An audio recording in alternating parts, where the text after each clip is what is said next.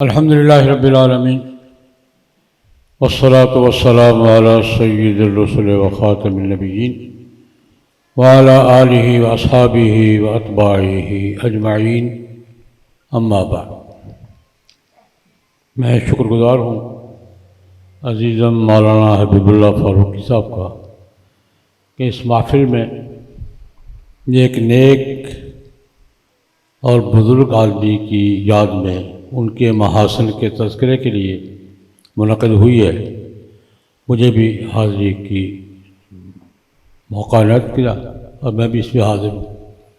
اللہ پاک حضرت قاری فاروق احمد صاحب رحمہ اللہ تعالیٰ کے درجات جنت میں بلند سے بلند تر فرمائیں، اور یہ شہادت جو ہے نا، یہ بعد میں جانے والے کے بعد کے لوگوں کی جو شہادت ہے، یہ شہادت اللہ تبارک و تعالیٰ کے ہاں شمار ہوتی ہے۔ کہتے ہیں کسی آدمی کے بارے میں معلوم کرنا ہونا تو یہ دیکھو کہ اس کے جانے کے بعد اس کے ساتھی یا ماحول کیا کہہ رہا ہے اس کے بارے میں، یہ اللہ کے ہاں شہادت ہوتی ہے۔ اور میں نے جن سے بھی باتیں سنی ہیں، شہادت کی باتیں سنی ہیں، اور شہادت بھی اعلیٰ درجے کی۔ میں اس حاضری میں ایک آدھ بات عرض کروں گا۔ پہلی بات تو یہ کہ میرے وڈالہ سے میرا تعلق تو بہت پرانا ہے، بہت پرانا، کئی پشتیں پرانا ہے کہ میرے والد محترم حضرت مولانا محمد سرفراز خان صفدر قدس اللہ سرہ العزیز اپنے طالب علمی کے زمانے میں 1935 36 34 کی بات ہے، یہاں پڑھتے رہے۔ یہاں مرکزی جامع مسجد میں مدرسہ ہوتا تھا، تو والد صاحب رحمۃ اللہ علیہ نے جن مدرسوں میں تھوڑا تھوڑا پڑھا ہے ان میں یہ وڈالہ بھی ہے۔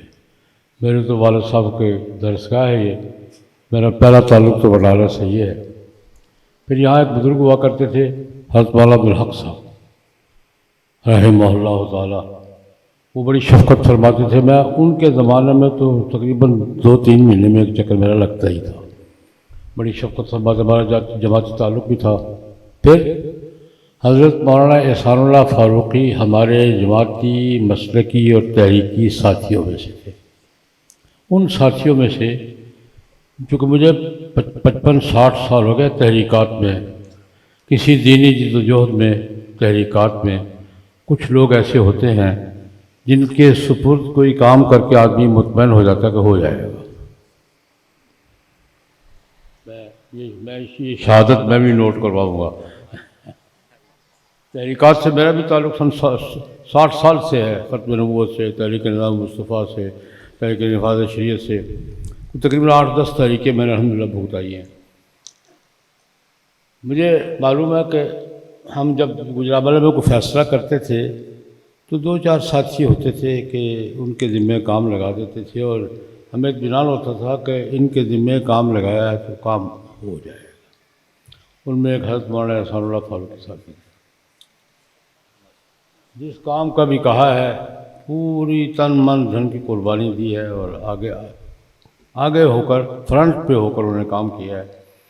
یہ شہادت بھی میں بھی نوٹ کراؤں گا کہ ہمارے دینی تحریکات، مسلکی معاملات، جماعتی معاملات ان میں پیش تھے، اور جو ہمیں پورے اعتماد کے ساتھ ہم قاری صاحب مولانا تشریف لاتے تھے گجرانوالہ میں، عام طور پہ عاشقی صاحب کے آیا کرتے تھے، وہاں ہماری مشاورت ہوتی تھی، اور جو کام ہم نے کرنا ہوتا تھا نا کہ نہیں ہے کرنا ہے، تو ہم 2-3 آدمی مشورہ کیا کرتے تھے، اور ان میں ایک فاروقی صاحب کہ کرنا ہے، تو پھر ہم کچھ نہ کچھ کرتے تھے۔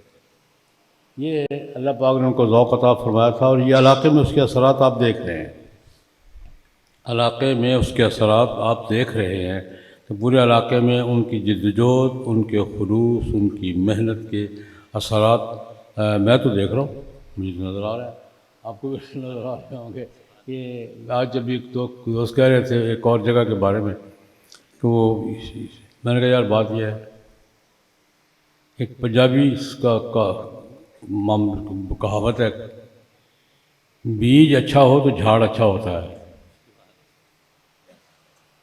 یہ کسانوں کی بات ہے، بیج اچھا ہو نا تو جھاڑ، بیج اچھا تھا جھاڑ بھی اچھا. ہم دیکھ رہے تھے اللہ پاک نے بڑا کام لیا ان سے بھی، اور ان کے ساتھ ان کے دسترات تھے رحمہ اللہ تعالیٰ. تو آج ان کے خاندان کو، ان کے بیٹوں کو اور ان کے خاندان کے باقی جیسے عبدالوحی صاحب ہیں، دوسرے حضرات ہیں، ان کو دیکھ کر خوشی ہو رہی ہے. اور ایک بات اکثر ذکر کیا کرتا ہوں، ہمارے بزرگ فرمایا کرتے تھے کہ نیکی کا کام، خیر کا کام اگلی نسل میں منتقل ہو جائے تو پچھلی نسل کی قبولیت کی علامت ہوتی ہے. کام قبول ہوتا ہے تو اگلے کی توفیق ہوتی ہے.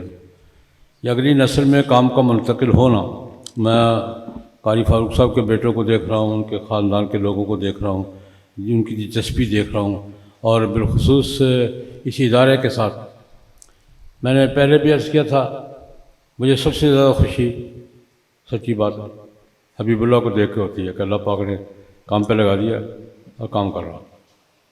اللہ پاک نظر بد سے بچائے، اللہ پاک کام لیتا رہے. اور پھر جو ماحول تعاون کا ہے، میں مسلسل دیکھتا رہتا ہوں، میں بولتا نہیں ہوں لیکن دیکھتا رہتا ہوں. میں ساتھیوں سے کہا کرتا ہوں کہ زبان میں بند رکھتا ہوں، کان اور آنکھیں میری کھلی رہتی ہے. الحمدللہ پتہ ہوتا ہے مجھے کون کیا کر رہا ہے، کہاں کر رہا ہے، کیسے کر رہا ہے، کبھی الحمدللہ پتہ ہوتا ہے مجھے. تو مجھے خوشی ہوتی ہے مسلسل یہ ترقی اور کام دیکھ کر. ترقی بات کی بات ہے، کام کو سنبھالنا دیکھ کر سب سے زیادہ خوشی ہے. کام سنبھال لیا. اللہ پاک اس خاندان کو عظمت عطا فرمائے. ایک بات میں حاضری کے لیے ایک حدیث مبارکہ سے بھی ایک بات عرض کروں گا. قاری فاروق صاحب رحمۃ اللہ علیہ کے بارے میں جو بات سب سے زیادہ اہمیت کے ساتھ دینی تحریکات کی بات ہوئی ہے، لیکن مساجد اور مدارس کے ساتھ ان کا تعلق، اور مساجد اور مدارس کی خدمت، اور مدارس اور مساجد میں محنت، یہ کیا دلچسپی، یہ کیا خدمت، یہ کیا محنت، یہ اللہ پاک کے ہاں قبولیت کی علامت ہے. جناب نبی کریم صلی اللہ علیہ وسلم نے ایک حدیث میں ارشاد فرمایا، قیامت کے دن عرش کے سائے میں، جب عرش کے سائے کے سوا کوئی سایہ نہیں ہوگا، جن لوگوں کو جگہ ملے گی ان میں ایک آدمی وہ ہے رجل قلبہ معلق بالمساجد. وہ آدمی، اب یہاں دو معنی کرتے ہیں محدثین، رجل قلبہ معلق فی المساجد یا بالمساجد. فی المساجد کا معنی اس کے اوقات مسجد میں زیادہ گزرتے ہیں، مسجد کے ماحول میں وقت زیادہ گزرتا ہے. اور بالمساجد کا معنی یہ کرتے ہیں کہ وہ مساجد کے کاموں میں زندگی گزار دیتا ہے. مسجد میں زیادہ نہ بھی آئے لیکن مسجد سے متعلقہ کاموں میں اس کی مصروفی زیادہ رہتی ہے. میرے خیال میں قاری صاحب نے دونوں کام کیے، مسجد میں بھی اور مسجدوں کے ساتھ بھی. مسجدیں بنوانے میں، آباد کرنے میں، مساجد میں تعلیم کے ماحول کو عام کرنے میں انہوں نے جو محنت کی ہے میرے سامنے بھی ہے، آپ ذرا کہیں زیادہ جانتے ہیں. تو یہ اللہ پاک کے یہاں ان کی مقبولیت کی علامت ہے. اور اس پر میں ان کے خاندان کو خراج تحسین پہ، ان کو خراج عقیدت، اور خاندان کو اور معاونین سب کو خراج تحسین پیش کرتے ہوئے ایک بات اور کہوں گا، پھر اجازت جاؤ. جناب نبی کریم صلی اللہ علیہ وسلم سے کسی نے پوچھا، یا رسول اللہ میرے والد صاحب فوت ہو گئے، زندگی میں میں جو کچھ کر سکتا تھا کرتا رہا ہوں، اب ان کے جانے کے بعد میں کیا کروں؟ خدمت تو زندگی میں ہوتی ہے نا، جو میرے بس میں تھا کرتا رہا ہوں. والد صاحب کے فوت ہو جانے کے بعد ان کا مجھ پر کیا حق ہے کہ مجھے کیا کرنا چاہیے؟ جناب نبی کریم صلی اللہ علیہ وسلم نے 4 باتیں ارشاد. جو والد یا بزرگ، جو بھی دادا ہے، چچا ہے، تایا ہے، جو فوت ہوئے ہیں، ان کے جانے کے بعد ان کا جو حق آدمی پہ باقی رہ جاتا ہے، نبی کریم صلی اللہ علیہ وسلم نے اس سوال کے جواب میں 4 باتیں فرمائی. ایک یہ فرمایا کہ ان کو جب بھی موقع ملے یاد کر کے دعا کرو، ان کے لیے دعاؤں کا اہتمام کرتے رہو. یہاں میں ایک بات عرض کروں گا، ویسے تو اللہ کا قانون ہے، یہ ساری محنت کس کی ہے؟ مولانا احسان اللہ فاروقی کی. اور قاری فاروق صاحب اور ان کے رفقا کی، یہاں نیکی کا کوئی کام بھی ہوگا سب سے پہلے کس کے کھاتے میں لکھا جائے گا؟ کسی کی نیت ہو یا نہ ہو، نماز پڑھنے والے کے تصور میں نہیں ہے کہ یہاں جس نے نماز پڑھی ہے اس کا ثواب سب سے پہلے کس کے کھاتے میں جائے گا؟ جنہوں نے آغاز کیا تھا۔ یہ نبی اکرم کا ارشاد گرامی ہے۔ بلکہ ایک لطیفہ بھی عرض کر دیتا ہوں، یہ بھی میرا مزاج ہے۔ آج سے کوئی 100 سال پہلے ایک بس چل رہی تھی ہمارے یہاں بس کوئی نہ کوئی چلتی رہتی ہے۔ ہمارا مزاج ہے علماء کرام کا، کوئی نہ کوئی کسی مسئلے پر ہم بات چھیڑے رکھتے ہیں، 20-25 سال چلتی رہتی ہے، پھر موضوع بدل لیتے ہیں، بات چلتی رہتی ہے، موضوع بدل لیتے ہیں، ہمارے چلتی رہتی ہے۔ اس زمانے میں بات تھی کہ امتی پیغمبر سے اعمال میں بڑھ سکتا ہے، امتی کے اعمال زیادہ ہو پیغمبر کے کم ہوئی ہو سکتا ہے، لیکن جنہوں نے گنتی کی نہیں انہوں نے کہا ہو سکتا ہے یار، گنتی تو گنتی ہوتی ہے۔ رسول اللہ صلی اللہ علیہ وسلم نے ایک حج کیا ہے ہجرت کے بعد، اور ہمارے حضرت مولانا منظور احمد چنوٹی رحمۃ اللہ علیہ نے 45 حج کیے ہیں۔ اب ایک ہوتا ہے 45 حج، جنہوں نے گنتی کا کام ان کو بڑھ سکتا ہے۔ حضور نے کتنے سال روزے رکھے ہیں؟ 10 سال۔ یہاں 50 سال سے روزے رکھنے والے بیٹھے ہوئے ہیں۔ 10 ہوتا ہے، 50 کیا ہوتا ہے؟ 50 ہوتا ہے۔ جنہوں نے کیا حساب کیا گنتی کا ان کا بڑھ سکتا ہے، یا 10 ہوتے ہیں، 40 ہوتے ہیں، 50 ہوتے ہیں۔ جنہوں نے کوانٹٹی کا خیال کیا کوانٹٹی کا ان کا بڑھ سکتا ہے۔ جنہوں نے کوالٹی دیکھی ان کا یار کیا کر رہے ہو، پیغمبر کا ایک سجدہ ایک طرف، امت کی ساری نماز ایک طرف۔ کوالٹی وہ ہے، کوانٹٹی یہ ہے۔ گنتی میں گنتی ہوتی ہے اور معیار ہوتا ہے۔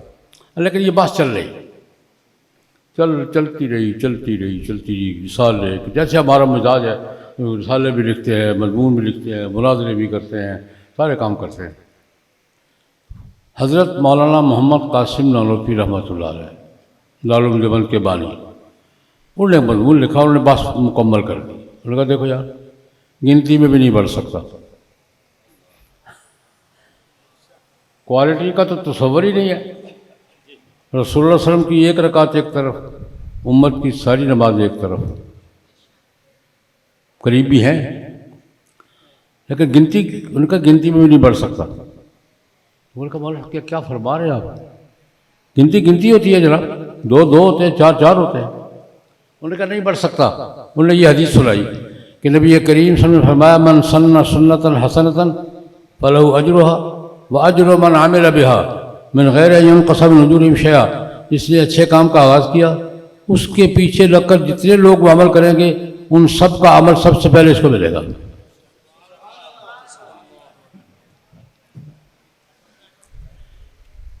اب امت جتنے اعمال بھی کرتی ہے سب سے پہلے کس کے کھاتے میں جاتے ہیں؟ گن لو کس کے جا رہے ہیں۔ یہ اللہ تبارک و تعالیٰ کا قانون ہے۔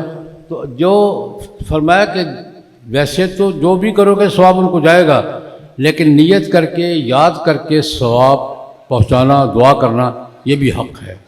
یہ جانے والے کا حق ہے بعد والوں پر کہ ان کو دعا یاد کر کے ان کے لیے دعا کرتے رہیں۔ دوسری بات یہ فرمائی کہ انہوں نے اگر کوئی خیر کا کام کرنے کا ارادہ کیا تھا نہیں کر سکتے ہو تو کر دو۔ تیسری بات حضور نے یہ فرمائی کہ ان کی رشتہ داریاں جو تھیں وہ قائم رہنی چاہیے، رشتہ داریاں ختم نہیں ہونی چاہیے۔ اور چوتھی بات یہ فرمائی کہ ان کی وجہ سے جو تعلقات تھے وہ تعلقات کا دائرہ بھی قائم رہنا چاہیے۔ یہ نبی کریم صلی اللہ علیہ وسلم نے 4 حقوق بیان فرمائے جانے والے کے لیے، یعنی پیچھے رہنے والوں پر۔ اللہ تبارک و تعالیٰ ان کے درجات بلند سے بلند تر فرمائے اور بعد والوں کو ان کے حقوق بھی ادا کرنے کی توفیق عطا فرمائے۔ اور اس میں سب سے بڑا حق اس مشن کی آبیاری ہے، اس ادارے کا تعاون ہے، اس کی ترقی ہے۔ اللہ دن دگنی رات چگنی ترقی سے سرفراز فرمائے۔ اللہ پاک سب کو اس مشن پر زیادہ سے زیادہ کام کرنے کی توفیق عطا فرمائے۔ وآخر دعوانا ان الحمد للہ رب العالمین۔